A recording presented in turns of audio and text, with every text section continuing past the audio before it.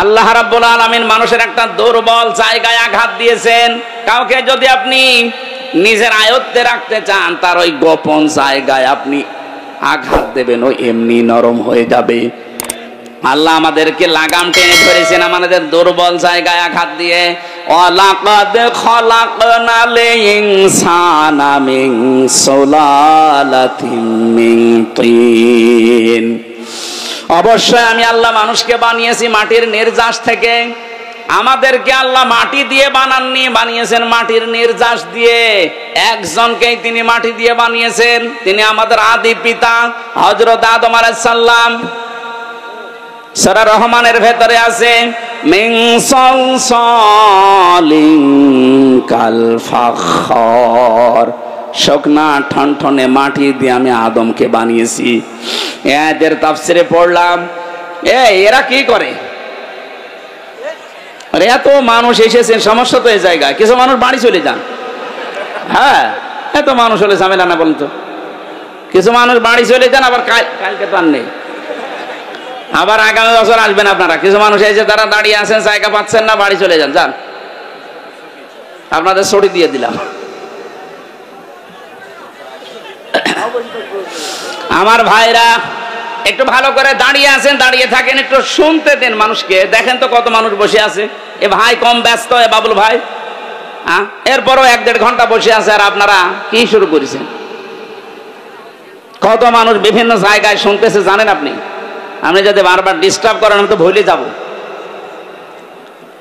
4 জন ফেরেশতাকে আল্লাহ পাঠিয়েছিলেন মাটি নেওয়ার জন্য, আদম বানাবে। 3 জনই ফেরত গেছে, পারে না। শেষ পর্যন্ত আজরাইল এসে 1 খামসা মাটি নিয়ে গেছে। তাফসিরে মুনিরের ভেতরে পেয়েছি, হযরতে আজরাইলের 1 খামসা মাটির ভেতরে ছিল 40 মণ মাটি। আল্লাহ রাব্বুল আলামিন ফেরেশতাদেরকে আদেশ দিলেন, এর বডি বানাও। 60 হাত লম্বা, 36 হাত মোটা। ওই 40 মণ মাটি দিয়ে আদম আলাইহিস সালামকে ফেরেশতারা বানিয়েছে। খামির তৈরি করে করে বানিয়েছে মাটি দিয়ে। রব্বুল আলামিন বলেন, বডি যখন তৈরি করা শেষ, তখন আমি আল্লাহ নিজের এই কুদরতি হাত দিয়ে আদমের এই মুখমণ্ডলটা বানালাম।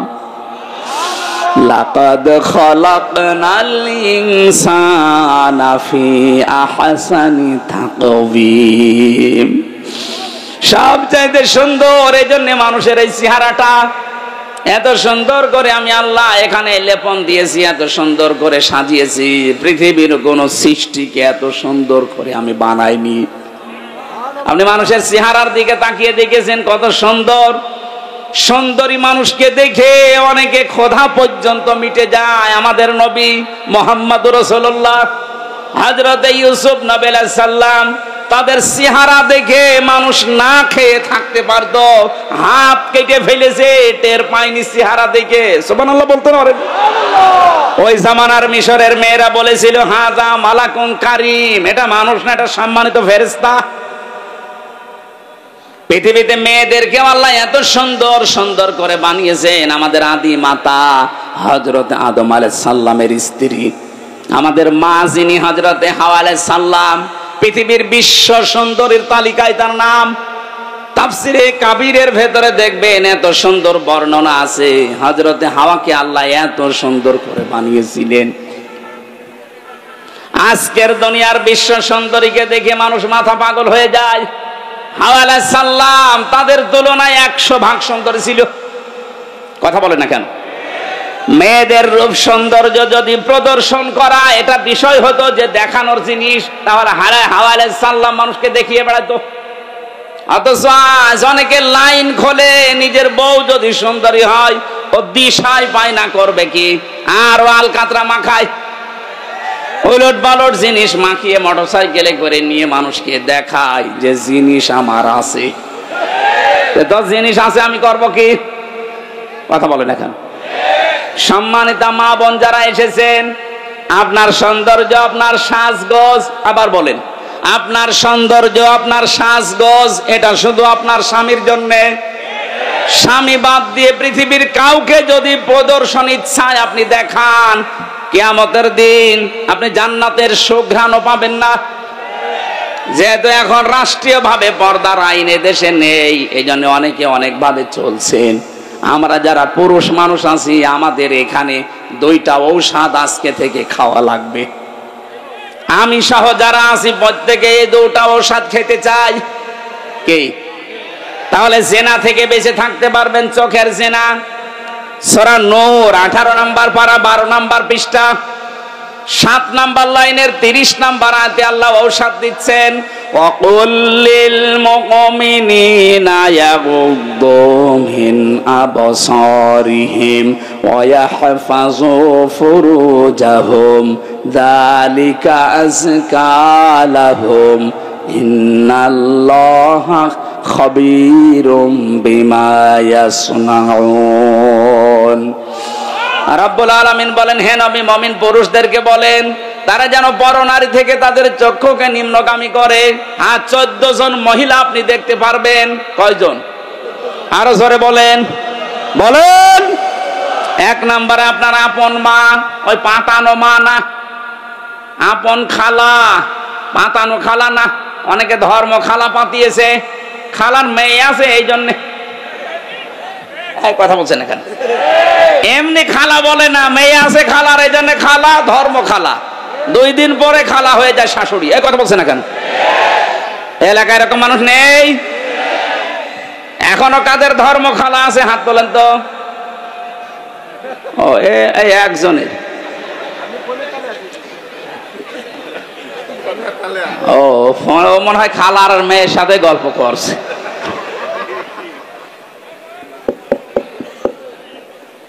তাহলে মা আছে, খালা আছে, ফুফু আছে, নিজের আপন মেয়ে আছে, ভাইয়ের মেয়ে আছে, বোনের মেয়ে আছে, নিজের পুত্রবধূ আছে।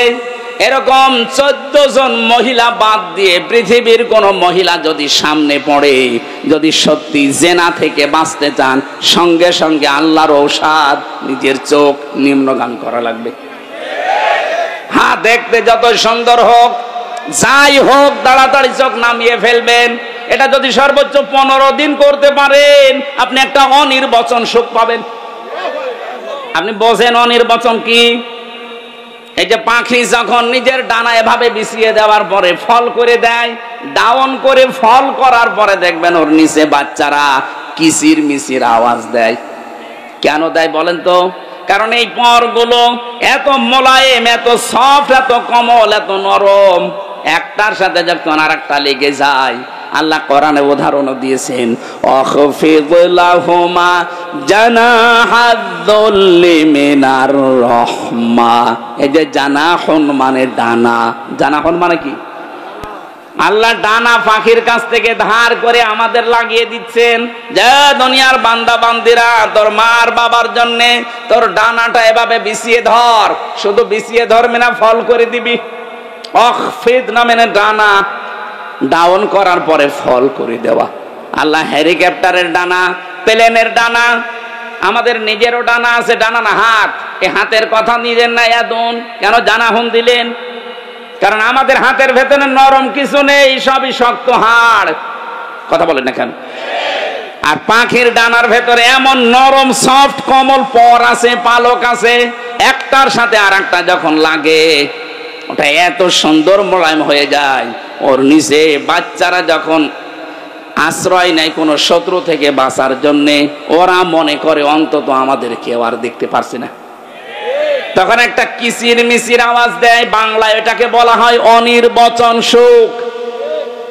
আপনি যদি 15 দিন আপনার চোখকে কন্ট্রোল করে রাখতে পারেন, ওই 14 জন মহিলা বাদ দিয়ে দুনিয়া যেই পড়ুক সামনে, চোখ নিম্ন, আপনি 15 দিন আমল করে দেখেন, আল্লাহর কসম আপনি একটা অনির্বচন সুখ পাবেন। 2 নম্বরে আপনার লজ্জা স্থানের হেফাজত করা লাগবে। নিজের জায়েজ স্ত্রী বাদ দিয়ে পৃথিবীর কোন নারীর সাথে অবৈধ কাজ করা যাবে না। শুধু যাবে না, যাবেই না, শেষে হর্ষাই আছে, ইল্লা আলা যাওয়াজিহিম আও মা মালাকাত আইমানুহুম ফাইন্নাহুম গায়রু মালুমিন। নিজের জায়েজ স্ত্রী বাদ দিয়ে আর ডান হাতের কামাই যেটা বাদি, এটার নিয়মটা আছে, কিন্তু এই নিয়ম সব জায়গায় প্রযোজ্য না। আমরা শুধু জায়েজ স্ত্রীটা ধরি, নিজের জায়েজ স্ত্রী বাদ দিয়ে পৃথিবীর কোন নারীর সাথে, মানে এই যে বিবাহের ক্ষেত্রে যেটা মানুষ করে এ কাজ জীবনেও করা যাবে না, না করা যাবে না। সুতরাং লজ্জাস্থান আজকে থেকে হেফাজতের দায়িত্ব যদি আপনি দিতে পারেন যে আল্লাহ আমি গ্যারান্টি দিলাম আমি পারবো, আপনার লজ্জাস্থান আর মুখের হেফাজত, আল্লাহর নবী বলেন তোকে আমি জান্নাতে পৌঁছিয়ে দেবো, আমি গ্যারান্টি দিলাম। আপনি শুধু এই দুইটা গর্তের, মুখের আর লজ্জাস্থানের এই দুইটা গর্তের হেফাজতের দায়িত্ব নেবেন, আপনাকে আল্লাহর নবী জান্নাতে দিয়ে আসার দায়িত্ব নিচ্ছেন। সুবহানাল্লাহ বলতে পারেন? আমরা এই গ্যারান্টি দিতে পারবো না আজকে থেকে। জেনা থেকে বাঁচতে হলে এর চাইতে মহা ঔষধ আর নেই, আল্লাহর নিজের বানানো ঔষধ। এটা নারীর ক্ষেত্রে, পুরুষের ক্ষেত্রে। পুরুষেরটা প্রথম দিয়েছেন, নারীরটা 31 নম্বর আয়াতে আছে। সম্মানিত মা বোনেরা, পৃথিবীর সৌন্দর্যের কথা বলছিলাম, চেহারা। আল্লাহ যখন কাটিং চেহারা সুন্দর করে বানিয়ে রেখেছেন, 120 হাত লম্বা, 36 হাত মোটা পড়ে আছে, আল্লাহ বলেন সেজদা দাও। সবাই দিয়েছিল, শুধু একজন দেয়নি, শয়তান। কে? শয়তান অহংকার করেছিল, ও বলেছিল আনা খায়রুম মিনহু খলাকতানি মিন নার ওয়া খলাকতাহু মিন তিন। তুমি আমারে আগুন দিয়ে বানিয়েছো আর ওইটা বানিয়েছো মাটি দিয়ে, আমার ভেতরে পাওয়ার আছে। কি আছে? বলেন বলেন। শয়তান অহংকার করেছিল পাওয়ারের, ক্ষমতার। আজও পৃথিবীতে দেখেন যারা ক্ষমতার অহংকার করে, মনে করবেন তাদেরকে শয়তান দখল করে ফেলেছে। কারণ শয়তান অহংকার করেছিল। আবার বলেন তো কিসের? ক্ষমতার। বলেন। 15.5 বছরে যারা ক্ষমতার অহংকার করেছে, আপনি বিশ্বাস করতে পারেন এরা এক প্রকার শয়তান। কারণ কোন মানুষ ক্ষমতার অহংকার করতে পারে না, এটা অহংকার করে শয়তান। আল্লাহ সঙ্গে সঙ্গে তাকে 3টা জিনিস থেকে বঞ্চিত করে দিয়েছেন। আমি হাজ্জাজ বিন ইউসুফ এই লোকটার জীবনী পড়েছি। এই লোকটা খুব জালেম ছিল, জুলুম করতো মানুষের প্রতি। আর মন্ত্রী পরিষদ একদিন এসে বলে, বাদশাহ আপনার জন্য তো বাইরে যেতে পারি না, মানুষ শুধু গালি দেয় আপনাকে। গালি দেয় মানে? হ্যাঁ, আপনাকে শুধু মানুষ গালি দেয়। কেউ জালেম বলে, কেউ হারামি বলে, কেউ জারোর সন্তান বলে। আমার সামনে বলুক তো। আপনি ছদ্মবেশ নিয়ে যান, আপনার সামনেই বলবে। ও ছদ্মবেশ লাগিয়েছে। এই যে দরবেশের কথা শুনছিলেন, ও তো ছদ্মবেশ নিয়েছিল, দাড়ি কেটে সফাং সফা, চেনা যাচ্ছিল না। ওই রকম একটা ছদ্মবেশ নিয়ে বাইরে গেছে। রাস্তায় একটা গ্রাম্য লোকের সাথে দেখা, ডাক দিয়ে বলে, এই বাদশাহ হাজ্জাজ বিন ইউসুফ লোকটা কেমন? ও তো জালেম, একটা জারোর সন্তান। যেই বলেছে জালেম আর জারোজ, গেছে ওর মাথা খারাপ হয়ে। বলছে, বেটা আমার জিনিস না, আমি সেই হাজ্জাজ বিন ইউসুফ। চিন্তা করছে আমার তো আর মাথা থাকবে না। ডাক দিয়ে বলছে, বাদশাহ আপনি আমারে চেনেন? না। আমি এই গ্রামের ওই লোক যার মাসে 2 দিন মাথা খারাপ হয়, আজকে তার পয়লা দিন। তুই পাগল? তোর 2 দিন মাসে মাথা খারাপ হয়, এতে আজকে পয়লা দিন, তার মানে আর একদিনও মাথা খারাপ হবে এই মাসে। তোর সাথে কথা বলে যা, ওই দিন কিন্তু পাগল বলে বেশি গিয়েছে। কথা বলছে না কেন? আমরাও এই 15.5 বছরে পাগল বলে বেশি আছে। কথা বোঝেন? তাছাড়া পাগল না বলে আমরাও তো থাকতাম ওকে সবাই ওর ভেতরে। অথবা অনেককে ইলিয়াস আলীর মতো গুম করে দিত। আমার বিশ্ববিদ্যালয়ের 2 জন 8-9 বছর হয়ে গেল, ওলিউল্লাহ মুকাদ্দাস, এখনো পাওয়া যায়নি। মিনি আয়না ঘর এবং বড় আয়না ঘরে কত মানুষ ছিল, কতগুলো মানুষ এভাবে তারা লিখে রাখতো এই আঙ্গুল দিয়ে। এত বড় বড় নখ হয়ে যায়। 5 বছর, 7 বছর, 8 বছর, 10 বছর, 14 বছর পড়ে আছে, কেউ জানে না। তারা দেওয়ালের সাথে লিখে রাখতো ভাঙা ভাঙা অক্ষরে এই আঙ্গুল দিয়ে, যে ভাই যদি বাইরে কেউ যেতে পারেন আমার এই নাম্বারে জানাবেন যে আমি বেঁচে আছি। এখনো পর্যন্ত দেখি অনেকে জালেমের সাফাই গায়। আপনি মানুষ?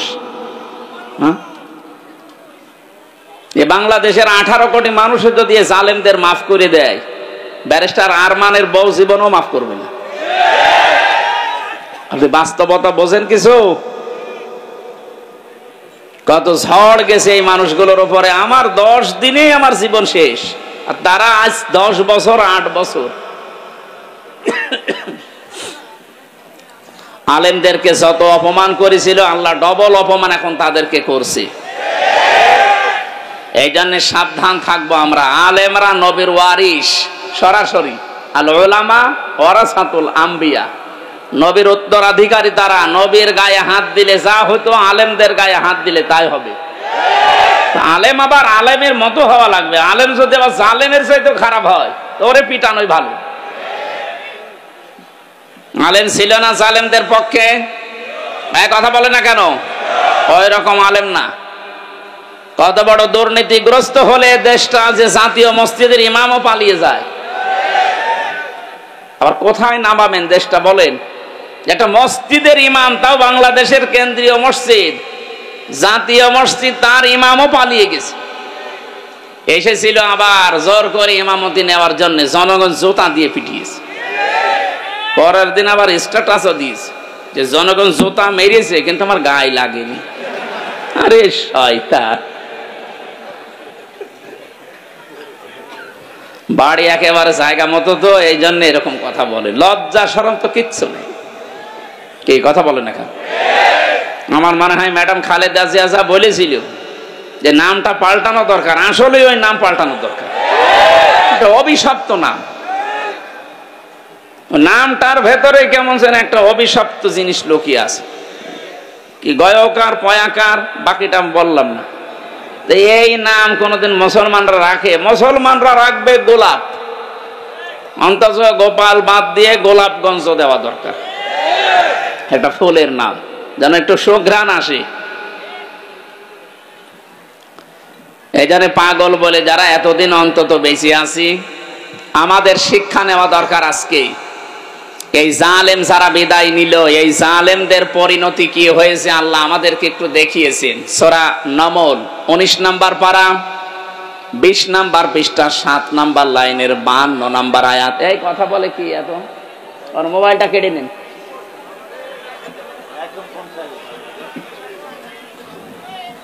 খুব জরুরি হলে পেছন থেকে কেটে পড়বেন, কথা বলা যাবে না ভাই। আমি বললাম না 2টা শর্ত মানা লাগবে, তারপরে এখানে রহমত নাজিল হবে। একটা শুনতে তো হবে, শুধু সামিয়া দিলেই তো শুনতে পারতাম। আল্লাহ বলেন না ফাস্তামিউ, একেবারে অ্যাক্টিভ হয়ে শোনা লাগবে, মনোযোগ সহকারে। কারণ এখন এটা ইবাদত চলছে। যতক্ষণ বসে থাকবেন আর যাই হোক গুনাহ হচ্ছে না। এই কথা বলে না কেন? আর গুনাহ যদি না হয়, বিপরীত যেটা সওয়াব মাস্ট বি হবে।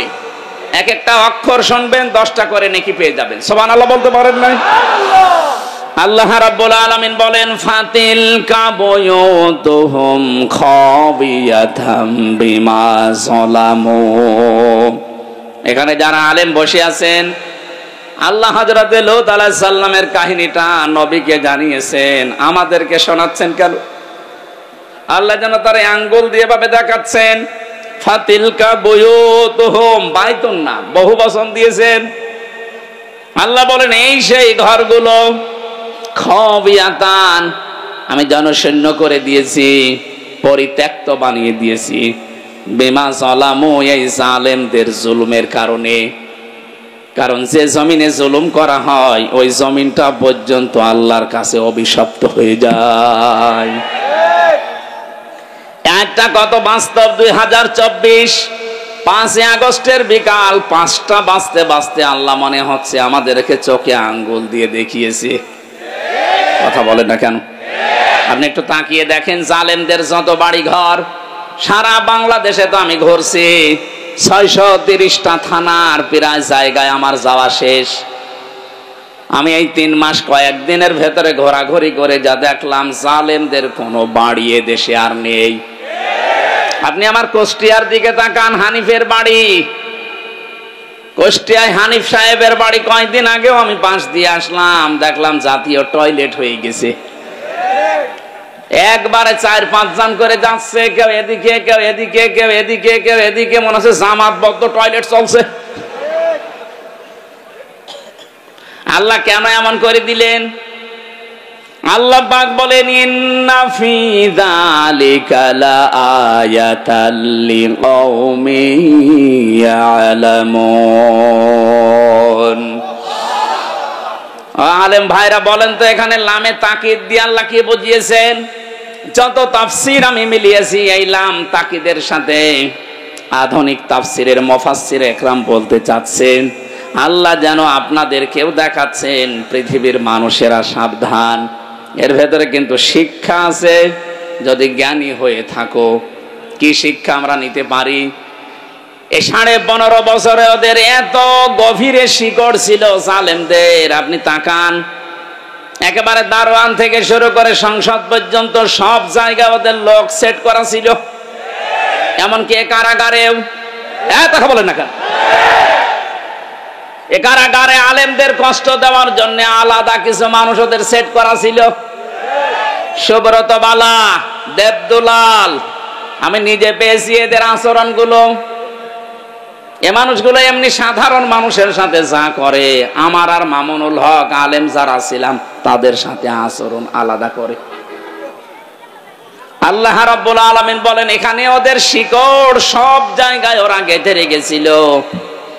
আমি দেখেছি তারেক জিয়া সাহেবের পিএস অপু ভাই ছিল, ওনার বন্ধু গিয়াসউদ্দিন মামুন ভাই ছিল, ওনাদের দিকে সিসি ক্যামেরা দিয়ে, মাওলানা মামুনুল হকের দিকে ক্যামেরা দিয়ে আলাদা ভাবে বসে বসে দেখতো যে এদের সাথে কেউ কথা বলে কিনা।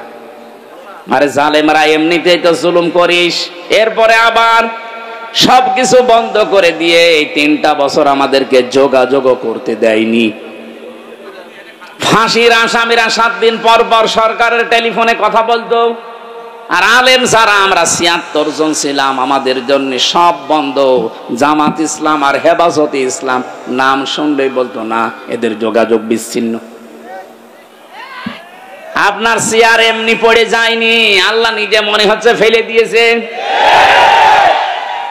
আল্লাহ রাব্বুল আলামিন বলেন এখানে তোদের শিক্ষা, এদের বিশাল শিকড় যদি আমি আল্লাহ কেটে দিতে পারি। কেটে দিয়েছে কে এইটার ফাইল কিন্তু জানা নেই। এটা সূরা আনআম 7 নাম্বার পারার 12 নাম্বার পৃষ্ঠা 4 নাম্বার লাইনের 45 নাম্বার আয়াতের প্রথম অংশে আছে ফাকতিআ দাবিরুল কওমিল্লাযিনা যালামু, জালেমদের শিকড় কেটে দেওয়া হয়ে গেছে। কতিয়া এটা মজহুল, কেটেছে কে ফাইল জানা নেই। আপনি তাই দেখতে পাবেন 5 আগস্টের বিকাল 5টা বাজতে বাজতে জালেমদের বাড়ি ঘর, ওদের অফিস সবগুলো গড়িয়ে দিয়েছে। কে ভেঙেছে? ফাইল নেই। কথা বলছেন না কেন? আপনি বলতে পারবেন যে হানিফের বাড়ি অমুক ভেঙেছে? না, আপনি পাবেন না, মনে হচ্ছে ফেরেশতা ভেঙে দিয়েছে। এই জন্যই তো কুতিয়া দিয়েছেন যে ফাইলই নেই। তাহলে আমরা এখান থেকে কি নিতে পারি? এদের এত বড় শিকড় যদি আল্লাহ একেবারে মাটি থেকে উপড়িয়ে ফেলতে পারে, ওদের বাড়ি ঘর এখন জনশূন্য পরিত্যক্ত। মনে করছেন শুধু কুষ্টিয়ার হানিফের বাড়ি না, সারা বাংলাদেশের অবস্থা এক। যেখানে যেখানে গেছি জালেমদের বাড়ি ঘরগুলো, আমি গত পরশু দিনও ছিলাম কিশোরগঞ্জে, এক জালেমের বাড়ি দেখলাম, ওইটাও জাতীয় টয়লেট। হানিফের বাড়ি তো 5-6 জন যায়, এখানে দেখছে 8-10 জন একসাথে যাচ্ছে। আমি একটা কারণ খুঁজে পেয়েছি আমার নিজের জীবন থেকে। হজে গিয়েছিলাম 16 সালে। বললাম না ইশারায় করবেন, কথা বলেন কেন? কাবা শরীফ তাওয়াফ করার পরে একবার উপরে গেলাম, হঠাৎ দেখি পেটে যন্ত্রণা, ব্যথা। এক পুলিশকে ডাক দিয়ে বললাম ইয়া আখি তাল, এদিকে আসেন ভাই। উনি আসার পরে জিজ্ঞাসা করছে কি, ইয়া হাজিউল হজ্জাত আয়না বিলাদুকা, হাজি দেশ কোথায়? জি তুমিন বাংলাদেশ। বাংলাদেশ থেকে এসেছি। মনে বলে কি সমস্যা? হ্যাঁ এখানে মুশকিল আছে, আমার পেটে ব্যথা। এখানে ফার্মেসি কোথায়? আমারে বলছে ফার্মেসি লাগবে না, পেটে ব্যথা কেন টের পান না? না তো জায়গাটা তো আবু জেহেলের বাড়ি, আপনি এখনো পায়খানা না করে দাঁড়িয়ে আছেন, তাড়াতাড়ি করেন। পায়খানা করে দেখি আমার পেটের ব্যথা ভালো হয়ে গেছে। আমার তো মনে হচ্ছে জালেমদের যত বাড়ি বাংলাদেশে সবগুলো যেহেতু অভিশপ্ত, সবগুলো এখন উজাড় গৃহ, পরিত্যক্ত টয়লেট হয়ে গেছে। এদেশের মানুষের পেটে ব্যথা হলে প্রসাবের চাপ দিলে ওই জায়গায় যে কাজ করবে। এরপরও যদি আপনার শিক্ষা না হয়, এই যারা আমাদের শিক্ষা নেওয়ার বিষয় কিন্তু এখনো বলিনি। আমাদের শিক্ষার বিষয় আগামীতে যারা দেশের দায়িত্বে আসবেন, যারা আসবেন, আপনি আর যাই করেন যেন জালেম হবেন না। কারণ এই শব্দটা ঘৃণিত শব্দ, আল্লাহর কাছে নিন্দিত। জালেমদেরকে আল্লাহ সব চাইতে বেশি টার্গেটে রাখেন। সূরা ইব্রাহিম 42 নম্বর আয়াত, ওয়ালা তাহসাবান্নাল্লাহা গাফিলান আম্মা ইয়ামালুজ জালিমুন। আল্লাহ পাক বলেন, কি মনে করেন হে নবী আমি জালেমদের কোনো খবর রাখি না? সবচাইতে বেশি খোঁজ খবর রাখি আমি জালেমদের ব্যাপারে।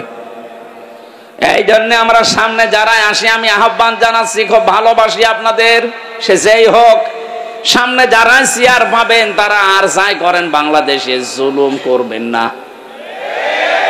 এ জুলুম নিজের নফসের উপর থেকে শুরু, নিজের উপরও জুলুম করবেন না। নিজের উপরে জুলুম কি? অনেকের অর্থ সম্পদ, টাকা পয়সা, প্রভাব প্রতিপত্তি, ক্ষমতা হয়ে গেলে তখন পাপ কাজে পা বাড়ায়। এটা সূরা হুদের 9 নম্বর আয়াতে আল্লাহ দলিল দিয়েছেন, ওয়ালা ইন আযাকনাল ইনসানা মিন্না রাহমাতান সুম্মা নাযা'নাহা মিন ইন্নাহু লায়ায়ুসুন কাফুর। এই আয়াতের সারমর্ম এটা, কোন মানুষ যখন নিজের নফসের উপরে জুলুম আরম্ভ করে, হ্যাঁ আগে টাকা পয়সা প্রভাব প্রতিপত্তি ছিল না, অপরাধ করতে পারে নাই, এখন টাকা পয়সা অর্থ সম্পদের মালিক আল্লাহ বানিয়েছি, এখনো লাল পানি খায়, এখনো বাবা খায়। এই কথা বলছেন এখন? আমি কি বোঝাতে পেরেছি? তাহলে নফসের উপরে এটা একটা জুলুম। আপনি আজকে থেকে সিদ্ধান্ত নেন, আল্লাহ আমাকে যেখানেই তোলুক, আমি অন্তত আমার নফসের উপরে এখন থেকে আর জুলুম করব না। শরীরের উপরে মানুষ জুলুম করে, এই যে অনেকে, এই মুরব্বীরা বের করে দেন, দেন দেন তাড়াতাড়ি দেন, ডিস্টার্ব হয়ে গেল, দেন দেন তাড়াতাড়ি দেন, চলে যান চলে যান।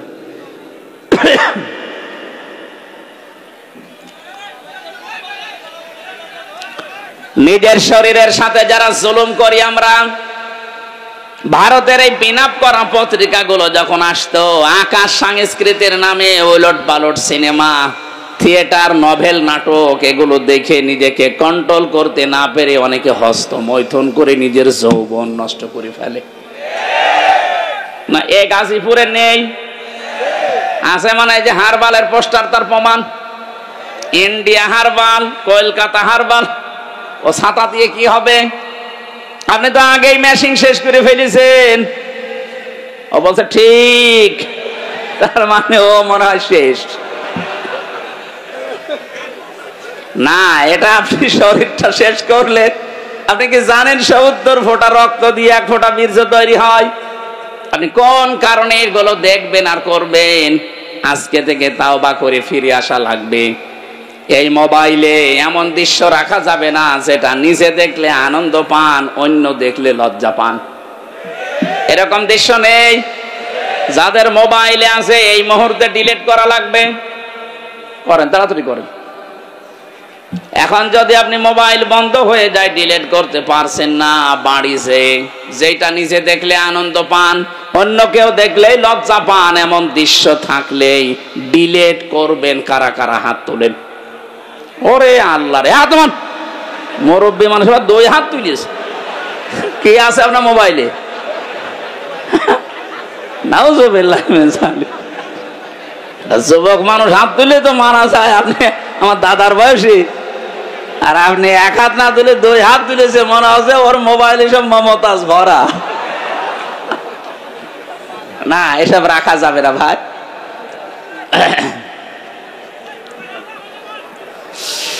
গাজীপুরবাসী খুব মনোযোগ সহকারে আমাদের এখান থেকে শিক্ষা নিয়ে যাওয়া লাগবে। সুতরাং আমার নিজের শরীরের উপর থেকে কোনো কিছু যেন অপচয় হয়ে না যায়, কারণ সেইটাই অপচয় করবেন ওটা কিন্তু আর কোনোদিন ফিরে আসবে না। খুব গুরুত্বপূর্ণ জিনিস আল্লাহ শরীরের ভেতরে দিয়ে রেখেছেন। যত খাবার খান এই খাবারগুলো নির্যাস থেকে পিত্ত রস তৈরি হয়। বিজ্ঞান এখন প্রমাণ করছে শরীরে পেটের ভেতরে যতক্ষণ খাবার থাকবে পিত্ত রস পড়তেই থাকবে। খাবার না থাকলে রস পড়া বন্ধ হয়ে যাবে। আল্লাহ এটা দিয়ে বোঝাতে চায়, বান্দা আমি নিজে অপচয় করি না, এটা তার প্রমাণ। রসটা যেহেতু দামি, এত দামি রস, এটা যতক্ষণ তোর পেটে খাবার থাকবে এটা ফোঁটা ফোঁটা পড়বে, খাবারগুলো হজম হবে। এটা যখন খাবার থাকবে না, পড়লে তো অপচয় হবে। এই জন্য আমি আল্লাহ ওটা অটোমেটিক বন্ধ করে দেই। অথচ আমাদের শরীরের অপচয় আমরা যারা করছি কিছু মনেই করি না। যৌবন যখন শেষ হয়ে যাবে তখন আর দোয়া করেও কাজ হবে না, তাবিজ কবজেও কাজ হবে না। এখন থেকে সতর্ক, আমরা যেন অন্তত এই শয়তানি কাজে কেউ হাত পা না বাড়ায়। কথা বলেন না কেন? মানতে পারবেন ইনশাআল্লাহ? তাহলে আমরা আজকে থেকে শিক্ষা নিয়ে গেলাম, জালেমদের প্রতি যেহেতু আল্লাহর সবচাইতে বেশি টার্গেট, আর নিজে আল্লাহ মামলা দায়ের করবে, নিজে মামলা দায়ের করবে জালেমদের বিরুদ্ধে। এটা সূরা শুরা 25 নম্বর পারা 6 নম্বর পৃষ্ঠা 13 নম্বর লাইনের 42 নম্বর আয়াতে আছে, ইন্নামাস সাবিলু আলাল্লাযীনা ইয়াযলিমুনান নাস। আল্লাহ পাক বলেন, অবশ্যই আমি আল্লাহ মামলা দায়ের করব কিয়ামতের ময়দানে জালেমদের বিরুদ্ধে। মামলার বাদীকে আপনি কি টের পাচ্ছেন কি বলছি? মামলার বাদী যত বড় হয় মামলা তত কঠিন হয়। আমার যিনি মামলা দিয়েছিল যদি এরকম সলিমদ্দি কলিমদ্দি কেউ দিত, 3 দিনও আমারে আটক রাখতে পারতো না। কয় টাকা নেবে, টাকা দিয়ে বের হয়ে চলে আসতাম। কিন্তু মামলার বাদী এমন জন, তো টাকা পয়সার দরকার না, ওকে আটকিয়ে রাখবে, এই ধান্দা ছিল তার। এই জন্য মামলার বাদী যেহেতু বড়, আমার মামলাও এরকম কঠিন ছিল। এতবার সিএমএম কোর্ট, জাজ কোর্ট, হাইকোর্ট কতবার মামলাটা তুলেছে না, জামিন হবে না, কারণ মামলার বাদী সরাসরি রাষ্ট্র। এই জন্য কিয়ামতে যেহেতু আল্লাহ নিজে বিচারপতি, নিজে রায় দেবেন, নিজেই মামলার বাদী। আপনি বলেন তো বিবেক দিয়ে যে আপনাকে জামিন দেওয়ার আর কেউ আছে? উনি তো আর কালামানিকের মতো ঘোষ খাবে না। কে কালামানিক নামে একজন বিচারপতি, একটা অবৈধ বিচারপতি ছিল। ওরে বিচারপতি বললো অন্য বিচারপতির সম্মান হানি হয়। ও চেয়ারটাই পুরা নষ্ট করে ফেলেছে। জনগণ এত রাগ ছিল তার উপরে, কলা পাতায় শুয়েছিল, বিসি উড়ে গেছে। হ্যাঁ, বিসি উড়ে গেছে। ওর এখন বউ থেকে কিনা আল্লাহ জানে। আমার হয় এই ছেলে আছে কাশিমপুর হাই সিকিউরিটি 4 নম্বরে আছে। আল্লাহর ওলি মনে হয় বসে বসে শুনতেছে। শুনতেছে যদি শুনেই থাকে, ভালো করে শোনেন। আপনি বেরিয়ে দেখবেন আপনার বউ আল্লাহর রাস্তায় চলে গেছে, কারণ আপনার কারণে বহু মানুষ তার স্বামীকে হারিয়েছে। কথা বলেন না কেন? বিচারে হাজার হাজার মানুষকে জেল খাটিয়েছে, হাজারো মানুষের জীবন নষ্ট করে দিয়েছে। যার যতটুকু কাজ কারবার আল্লাহ কিন্তু অতটুকু তার উপরে তুলবে। আপনি মনে করবেন না আল্লাহ গাফেল, আল্লাহ ছাড় দেয় কিন্তু ছেড়ে দেয় না। ইন্টারনেট বন্ধ করে যেই লোকটা হাজার হাজার মানুষকে প্রতিবন্ধী করে বানিয়ে রেখেছিল ঘরে, হাজারো মানুষকে অন্ধকারে হত্যা করেছে, এই জেলে আছে। এই 4 নাম্বার জেলে আছে এখনো হাই সিকিউরিটিতে। বলছে আমার কমোড লাগবে। তোর কমোড? আলেমদেরকে ধরে মাটিতে শুয়ে রাখতো, আর ওরকম কমোড লাগবে? আমি মন্ত্রী ছিলাম, আমি এমপি ছিলাম। কিসের মন্ত্রী? 2008 থেকে 24 সাল পর্যন্ত যারা নির্বাচনের নামে প্রহসন করে এমপি মন্ত্রী হয়েছেন, এগুলো এমপি মন্ত্রী বলা জায়েজ নেই। যত টাকা ভাতা নিয়েছেন এই কয় বছরে সব ফেরত দেওয়া লাগবে। কিসের মন্ত্রী আপনি? এতটুকু এখন থেকে বলা যায় সাবেক চোর। হ্যাঁ, সাবেক চোর, সাবেক ডাকাত, এটা বলবেন, অসুবিধা নেই। কারণ এরা ভোট ডাকাত, এরা ভোট চোর। এই কথা বলেন না কেন? আর যেন কোনোদিন এই ডাকাত এই চোরগুলো ঘুরে দাঁড়াতে না পারে। দরকার হয় সারা বাংলাদেশের সব জায়গায় ছবি মেরে দেবেন, এগুলো ভোট চোর, এগুলো ভোট ডাকাত।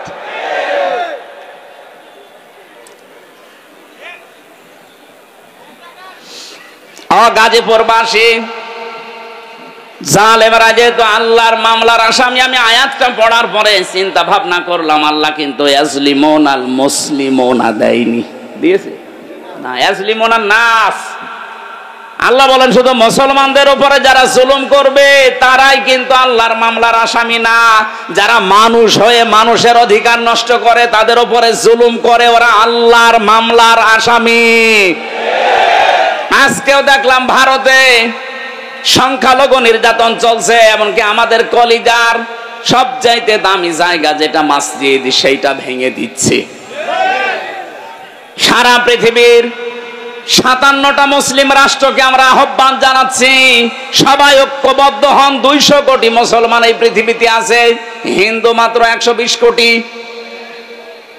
খ্রিস্টানদেরকেও বলবো আপনাদের মেয়েকেও ইন্ডিয়ার বুকে ওরা ন্যাংটা করে উলঙ্গ করে হাঁটিয়েছে, কথা বলে না কেন? এই মুশরিক আর ইহুদি যারা, এরা তামাম দুনিয়ার মানবতার শত্রু, এরা মানুষ না। তামাম দুনিয়াতে এতদিন জানিয়েছে যে বাংলাদেশে সংখ্যালঘু নির্যাতন হয়, অথচ তাদের দেশে আর সংখ্যালঘু মুসলমানের অনিরাপদ। তাদের ইবাদত খানাগুলো ভেঙ্গে বলছে এখানে মন্দির ছিল, নাউজুবিল্লাহি মিন যালিক।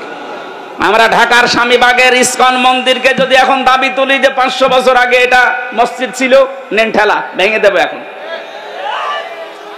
আজ পর্যন্ত বাংলাদেশে কোন মন্দির ভেঙে মসজিদ বানিয়েছে ইতিহাস আছে? বলেন কোন কারণে আল্লাহর ঘরে হাত দিচ্ছেন? একবার আপনার দাদারা কাবা শরীফে হাত দিয়ে একেবারে কাসমিম মাকুল হয়ে গেছে। আমার তো মনে হচ্ছে ভারতেও আল্লাহর ঘর মসজিদ গুলো যেভাবে ভাঙা হচ্ছে, আল্লাহ না জানে আবার আবাবিল পাঠিয়ে দেয় কিনা।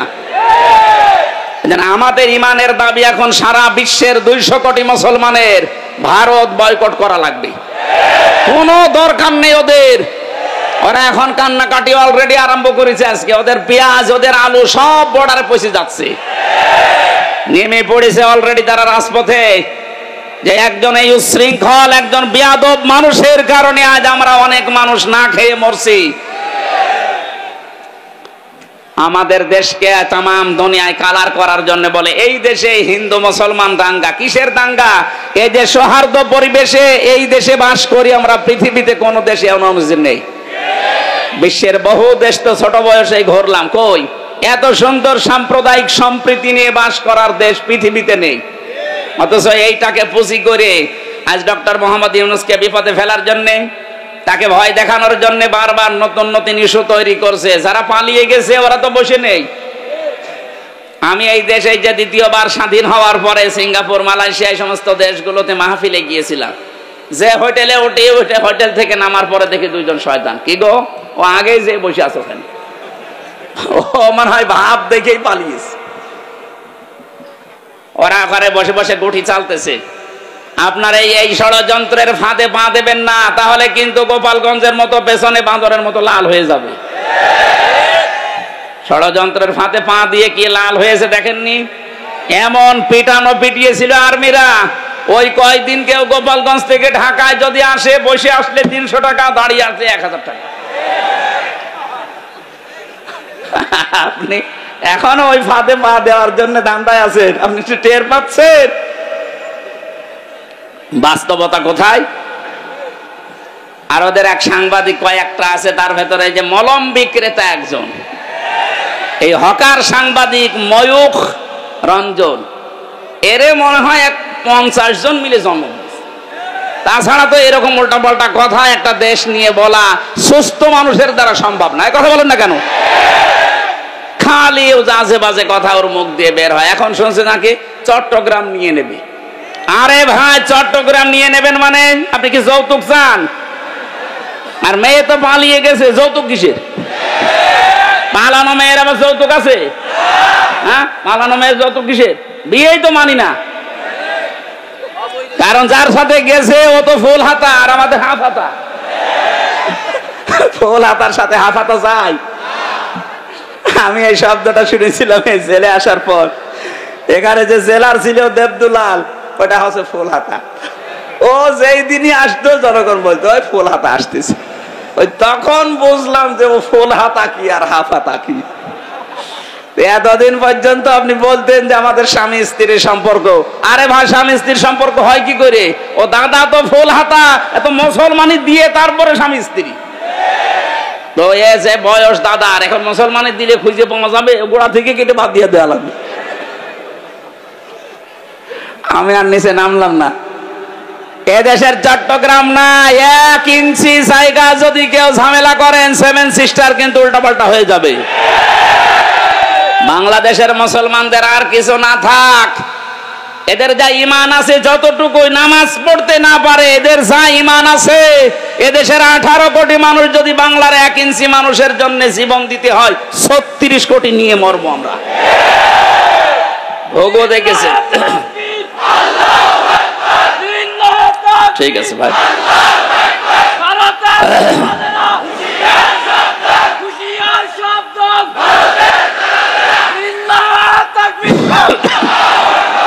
ঘোগো দেখেছেন আপনারা, ঘোগোর ফাঁদ দেখেননি? 57টা মুসলিম রাষ্ট্র কিন্তু সব এখন এক হয়ে যাচ্ছে। আপনারা এই দুর্বিসন্ধির কারণে, ষড়যন্ত্রের কারণে শেষে বিপদে পড়বেন।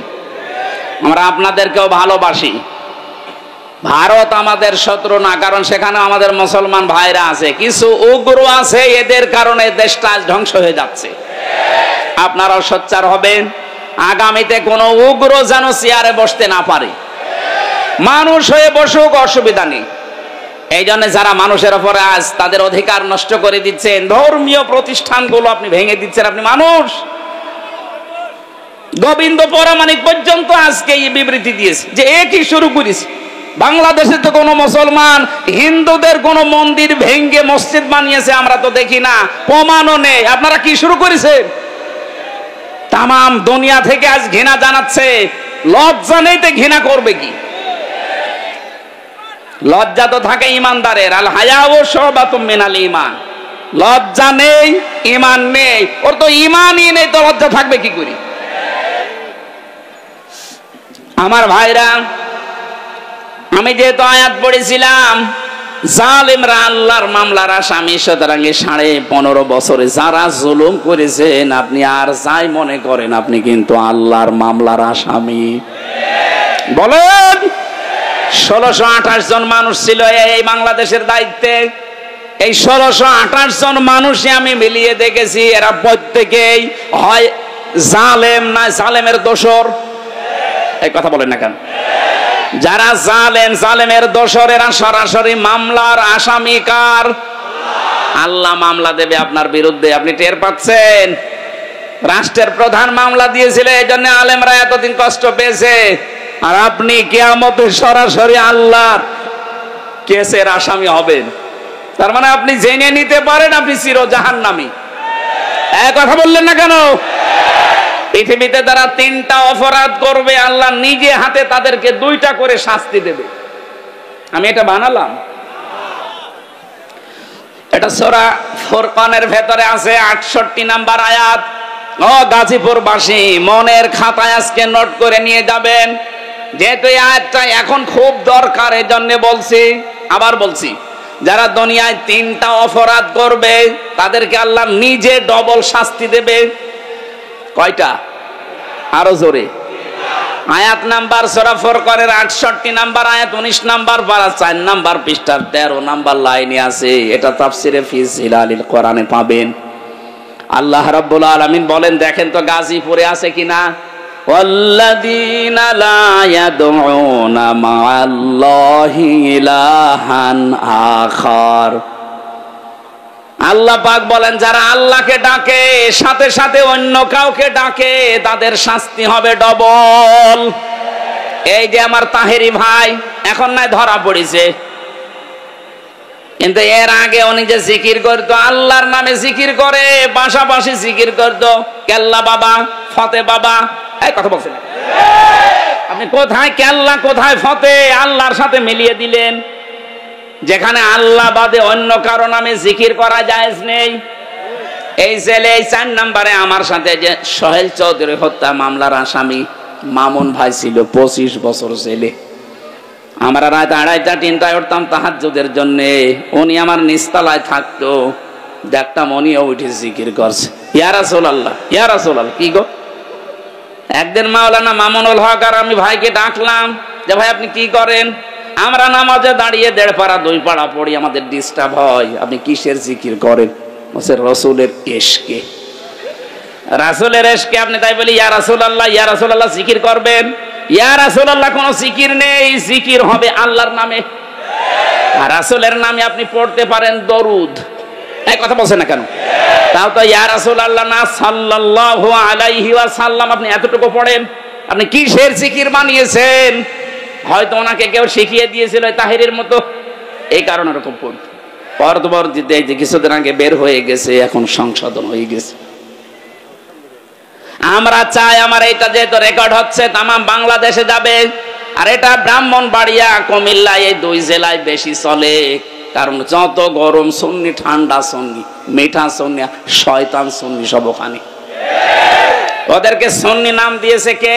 ওরা হচ্ছে আহলে বেদাত, আহলে সুন্নাত না। আহলে সুন্নাত ওরা হলে আমরা কি বলেন?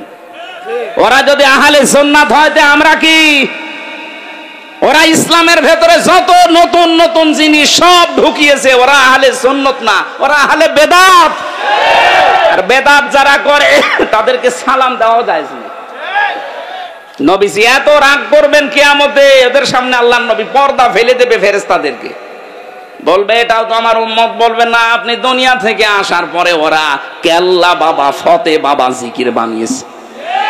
নবীজি এত রেগে যাবেন, বলবেন সহকান সহকান লিমান গাজ্জারা বাদি, দূর হয়ে যা, আমার রেখে আসা ইসলামকে যারা পরিবর্তন করে ফেলেছিস তুই আমার উম্মত না। আপনিও কিন্তু বিপদে পড়বেন ভাই। ওই শয়তানদের খপ্পরে পড়ে যদি ওদের মতো জিকির আরম্ভ করেন, মা আল্লাহ আছে না, মা আল্লাহি ইলাহান আখর, আল্লাহর সাথে যারা অন্য কাউকে ডাকে তাদের শাস্তি হবে। এই যে ডবল শাস্তি, আপনার বিশ্বাস হচ্ছে না? এর পরের আয়াতে আছে 69 নম্বর আয়াত, ইউদাফ লাহুল আযাবু ইয়াউমাল কিয়ামাহ। আল্লাহ পাক বলেন ওদের শাস্তি হবে ডবল কিয়ামতে। ওয়া ইয়াখলুদ ফীহি মুহানা, চিরস্থায়ী ভাবে অপমানজনক অবস্থায় জাহান্নামে প্রবেশ করবে। বলেন নাউজুবিল্লাহ। আমি বলেছিলাম 3টা পাপ, শাস্তি কয়টা? তার 1 নম্বরে আল্লাহর সাথে অন্য কাউকে ডাকা, আরো জোরে বলেন। 2 নম্বরটা এবার মিলবে, ওয়ালা ইয়াকতুলুনান নাফসাল্লাতী হারামাল্লাহু ইল্লা বিল হক। দুনিয়ায় যারা অন্যায় ভাবে মানুষ হত্যা করে, 2024 সালের 5 আগস্ট পর্যন্ত 2732 জন মানুষ আপনি মেরেছেন। হয় আপনি নির্দেশে মেরেছেন, না আপনার যে কোনো কায়দায় আপনি তাদেরকে বিদায় করেছেন। এই গণহত্যার সাথে আপনি অবশ্যই জড়িত। যারা ছিল এই মানুষগুলোর কিয়ামতে শাস্তি ডবল হবে। এরা যদি মাপ পেতে চায়, আবু সাইদ মুগ্ধ, রায়হান, ফয়সাল সহ, ইয়ামিন সহ, যে গাড়ি থেকে, পুলিশের গাড়ি থেকে যারা ফেলে দিচ্ছিল ওটার নাম ইয়ামিন, ওর বাবার সাথে আমার দেখা হয়েছিল। বলেন তো কিভাবে আপনি এখনো জিন্দা ছিল, ফেলে দেওয়ার পরে ওই সময় যদি হাসপাতালে বেঁচে যেত, মনে হচ্ছে কুকুরের বাচ্চা ফেলে দিচ্ছে। এই মানুষগুলোকে যারা হত্যা করলেন, ডাইরেক্ট ইনডাইরেক্ট, যার নির্দেশে করেছেন, যে হুকুমদাতা 2006 সালের 28 অক্টোবর যার নির্দেশে লগি বৈঠা নিয়ে জসিমকে মারার পরে লাশের ওপরে ড্যান্স দিয়েছিলেন। এই কথা বলছেন এখন? আপনি মনে করেন যে আপনি মানুষ আছেন? আর না, আপনি আর মানুষ নেই। আমি 7 সালে একবার সিরাজগঞ্জ থেকে যাচ্ছিলাম, বাসে যেতাম, তখন ড্রাইভারের পেছনে বসে আছি। ড্রাইভার একেবারে রাস্তার মাঝখানে দেখলাম একটা কুকুর পড়ে মরি আছে। মাঝখান দিয়ে না দিয়ে বাম দিয়ে চালিয়ে দিল, গাড়ি ঝাঁকি দিয়েছে। ড্রাইভারকে বললাম আপনি এমন করলেন, গাড়ি তো উল্টিয়েছে। তো ড্রাইভার আমারে বলছে দেখেন না একটা কুকুর পড়ে মরি আছে। আমি মরা জিনিসের উপরে ডবল করে চাকা চালাবো, আমার বিবেক নেই। ওনারে বললাম, ভাই তো মরা কুকুর মরে গেছে, মারলে কি আর না মারলে কি? ড্রাইভার আমার দিকে ঘুরে বলছে, হুজুর আপনি কি আসলে হুজুর নাকি ভয় ধরেছে? কিসের হুজুর আপনি? আপনি দেখেন যে একটা মরা জিনিস পড়ে আছে, আমি ডবল করে চালিয়ে দেব। ও হোক কুকুর, ও তো একটা প্রাণী, আল্লাহর সৃষ্টি,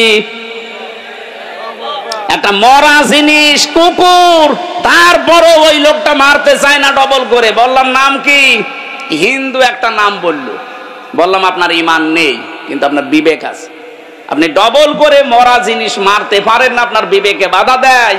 অথচ এই দেশে জীবিত মানুষ হত্যা করার পরে তার লাশের উপরে ড্যান্স দিয়েছে। এগুলোকে মানুষ বলবেন কোন কারণে? আপনি এগুলো মানুষ না। মানুষ হত্যার সাথে যারা জড়িত, এই রাজনীতি যারা আরম্ভ করেছেন, আপনার কিয়ামতের শাস্তি আল্লাহ নিজে ডবল করে দিবে। আল্লাহর শাস্তির ধরন দেখেছেন? সূরা নেসার 93 নাম্বার আয়াত। অনেকে মনে করে যা করেছি করেছি, একবার আস্তাগফিরুল্লাহ পড়ে নেব হয়ে যাবে। আরে ভাই, আস্তাগফিরুল্লাহ আপনার জন্য না। অমাইয়াকতুল মুমিনা মুতাআম্মিদান ফাজাযাউহু জাহান্নাম। যে ব্যক্তি একটা মুমিনকে বিনা কারণে হত্যা করবে ইচ্ছাকৃতভাবে, আমার তো মনে হচ্ছে 8 সাল থেকে শুরু করে 24 সাল পর্যন্ত যত মানুষকে আপনি মেরেছেন সব ইচ্ছা করি। বিডিআর এর 57 জন অফিসার, এখানে আমার সাথে প্রায় 900 জন বিডিআর ছিল। আমার তো মনে হয় 900 জনের ভেতরে প্রায় সব নিরপরাধ। ওদের মাথায় কোরআন শরীফ তুলে দিয়ে যদি বলেন সত্য কথা বলেন, ওরা সত্য কথা বলবে। এখনো পর্যন্ত মুরব্বিগুলো আছে ওখানে, রাতের বেলা তাহাজ্জুদ পড়তে উঠলে দেখতাম আওয়াজ দিত, আহ! ওদের এই দীর্ঘ শ্বাস আমার মনে হয় আরো সে যে ধাক্কা খেয়েছে। মাজলুমের এই দীর্ঘশ্বাস দুনিয়ায় থাকে না, এটা আরো সে চলে যায়। কত মানুষের বরদোয়া লেগে আছে আপনার এই অবৈধ চেয়ারের সাথে, আপনি জানেন। এই জন্য মানুষ যারা হত্যা করলেন, এই যে সরকারি জরিপেটা 2732 জন মানুষের সাথে আপনি জড়িত, এদেরকে ডাইরেক্ট হোক ইনডাইরেক্ট হোক মেরে ফেললেন, অথচ এদের পক্ষে কোনো দলিল আপনার কাছে নেই। আদালত থেকে এদের মেরে ফেলার নির্দেশ এসেছিল, আপনার অবৈধ চেয়ার টিকিয়ে রাখতে আপনি মেরে ফেললেন। এই গণহত্যার সাথে যারা জড়িত, তারা যে ধিক্কৃত, তারা যে নিন্দিত, তারা যে ঘৃণিত, পৃথিবীর ইতিহাসের দিকে তাকান, হিটলার, চেঙ্গিস খান, এই কথা বলছেন না কেন? তারা যদি নিন্দিত ঘৃণিত হয়ে থাকতে পারে গণহত্যার সাথে জড়িত হওয়ার কারণে, বাংলাদেশে যিনি গণহত্যা চালিয়েছে তাকে আল্লাহ নিন্দিত ঘৃণিত এগুলো বানিয়ে দেবে। কালের আবর্তনে তার নামগুলো দেখবেন মানুষ গালি হিসাবে ব্যবহার করবে। এখন যদি কাউকে বলেন যে অ্যাসিদের বাচ্চা, ও যেমন রেগে যায়, 50 বছর যেতে দেন, ওই নামকে যদি আপনি গালি হিসাবে ব্যবহার করেন, ওই অমকের বাচ্চা, ওই এমনি রেগে যাবে। বলেন তো এখানে যদি কোনো হিন্দু কেউ বলেন, ভাই ছেলে হয়েছে 50,000 টাকা আপনাকে দেব, আপনি হিটলার রাখেন, ও বলবো কি নাম নাকি? হিটলার, ইয়াজিদ, কত সুন্দর নাম, অথচ ইয়াজিদ নামটাও রাখতে রাজি না। এই নামই যদি আল্লাহ গানি বানিয়ে দেয়, তা আপনার নাম যাই হোক, এই নাম আর নাম থাকবে না। কালের আবর্তনে দেখবেন এই নামটাও আল্লাহ গালি বানিয়ে দিয়েছে। আমার মনে হয় কাউকে রাগাতে হলেই বলা লাগবে তুই তুই তুই, কথা বলছেন এখানে, এমনি রেগে যাবে। কাফেরদের আমি 13টা কাজ পড়া কোরআনে ডাইরেক্ট পেয়েছি, 13টা। তার ভেতরে অন্যতম কাজ এটা, ওয়ালা তালমিজু আনফুসাকুম ওয়ালা তানাবাজু বিল আলকাব। ওরা নাম পরিবর্তন করে দেয়। আল্লাহ পাক বলেন সাবধান, কাউকে নাম পাল্টিয়ে উল্টা পাল্টা করে ডাকবা না। অথচ এই 15.5 বছরের নাম পাল্টানোর হিড়িক চলছিল। কথা বলুন। জিয়াউর রহমান আন্তর্জাতিক বিমানবন্দরের নাম পাল্টিয়ে এমন একটা নাম দিয়েছে, মুসলমানদের আবেগের জায়গা শাহজালাল, এখন আর মশাও যায় না। শয়তান যাতে মাতাল হলো তাহলে ঠিক ছিল। এদেশে তাকান আপনি, আলেমদের নামও পাল্টিয়ে দিয়েছে। আল্লামা শাহ আহমেদ শফি রহমতুল্লাহ আলাইহি তার নামও জালেমরা পাল্টিয়ে দিয়েছে তেতুল হুজুর। শহীদ আল্লামা দেলাওয়ার হোসাইন সাইদি রহমতুল্লাহ আলাইহি তার নামও পাল্টিয়ে দিয়েছে দেল্লো সিদ্দার। এক কথা বলছে না? শহীদ আব্দুল কাদের মোল্লা তার নামও পাল্টিয়ে দিয়েছে কসাই কাদের। আপনি তাকান, আমার নামও পাল্টিয়ে দিয়েছে পিসকে হুজুর। আমি পিসকে, রফিকুল ইসলাম মাদানি, ওরে যদি পিসকে বলে তাও তো মেনে নেওয়া যায়। এই যে আমার এই পর্যন্ত আমার সাথে 2 মাস ছিল, আমারে আপনি পিসকে বলেন কোন কারণে? আমার বয়স ঠিক আছে, আমার 33 বছর এখন, আমারই 3টা পিসকে আছে, আর আমারে আপনি পিসকে হুজুর বানিয়ে দিয়েছেন। গাজীপুরবাসী যারা মানুষ হত্যার সাথে জড়িত তাদের 1 নাম্বার শাস্তি কোরআন বলছে ওরা জাহান্নামে যাবে, ডাইরেক্ট ফতোয়া। আমাই ইয়াকতুল মুমিনাম মুতাআম্মিদান ফাজাযাউহু জাহান্নাম, প্রথম পুরস্কার জাহান্নাম। 2 নম্বরে খালিদান ফিহা, চিরস্থায়ী থাকা লাগবে, কোন বাবার দোয়ায় বের হতে পারবেন না। 3 নম্বরে ওয়াগাদিবাল্লাহু আলাইহি, আল্লাহ রেগে থাকবে তার উপরে। 4 নম্বরে ওয়ালাআনাহু, তার উপর আল্লাহ লানত দেবেন। 5 নম্বরে ওয়াআদ্দালাহু আযাবান আযীমা, আল্লাহ পাক বলেন তার জন্য প্রস্তুত রেখে দিলাম আমি যন্ত্রণাদায়ক আযাব। বলেন নাউযুবিল্লাহ। আফসোস হয় জালেমদের প্রতি আমার, বিশেষ করে মানুষ হত্যার সাথে যারা জড়িত। আপনার দুনিয়াও শেষ, আখিরাতও শেষ। কি করলেন? একজন জালেমকে ক্ষমতায় টিকিয়ে রাখতে নিজের সব নষ্ট করে ফেললেন আপনি। এরকম পাগলামে যেন সামনে আর কেউ না করেন। কথা বলেন ঠিক কিনা? Thanks for watching. Enjoy by listening.